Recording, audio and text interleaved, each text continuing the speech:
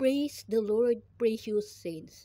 Welcome to our devotional verse and prayer. Today, our devotional verse and prayer is James chapter 1 verse 14. It says, "But each one is tempted when by his own evil desire he is dragged and enticed." This means that the temptation to sin appeals to a normal defeat in us, even in the best, for none are tempted. You cannot just throw a hook out in the water and expect to catch fish.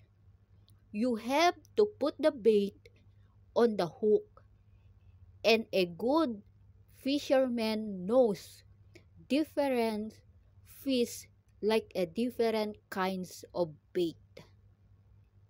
Just like a fisherman know how to bait different kinds of fish. Satan knows just how to bait you.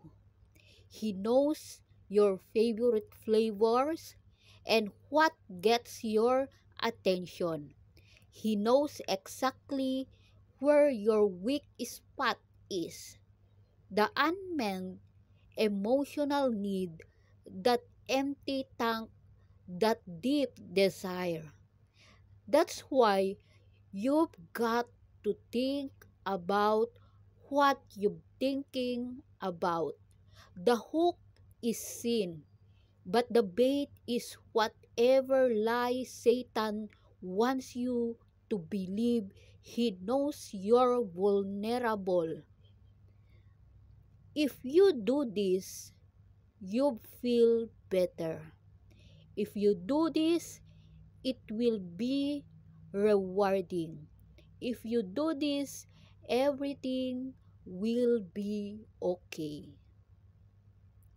Even when you know there's a hook beneath the bait, you may still keep nibbling. Why?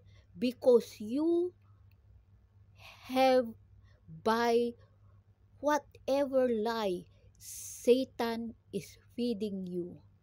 If you think you can keep nibbling without getting a hook, you're just fooling yourself. The idea that you would not get hurt is another one of Satan's lie. One of the most common lies of that whatever you're tempted, something outside of yourself has tempted you. But the real problem is not external. In James chapter 1 verse 14 says, "But each one is tempted when by his own evil desire he is dragged and enticed." Temptation starts with our inner desires. Those vulnerable spots Satan uses for a bait. Those desires lead to sin actions, and those actions lead to death. What you think determines how you feel, and what you feel determines how you act. Don't get in the habit of blaming your circumstances. When you're tempted, you may think you cannot help it. You can help it. It starts by changing the way you think. When you're tempted, stop and ask the question, what lie am I believing? Then replace it with God's truth.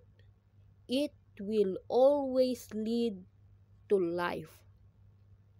So before I will end this message, my friend, I would like to utter a prayer.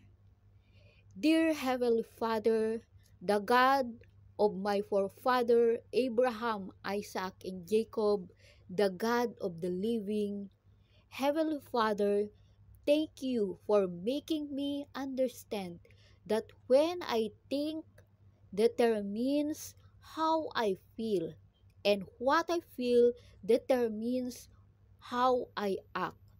Thank you, Lord. To you all belongs the glory, honor, adoration, and thanksgiving. In Jesus' name I pray. Amen and amen. Hallelujah. Thank you, my friend.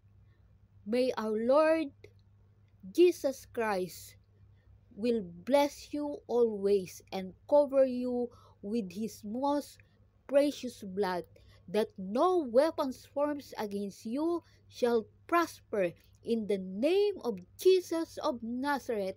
That is my declaration. Please don't forget to subscribe, like, share, and comment down below. Bye bye, and I love you all.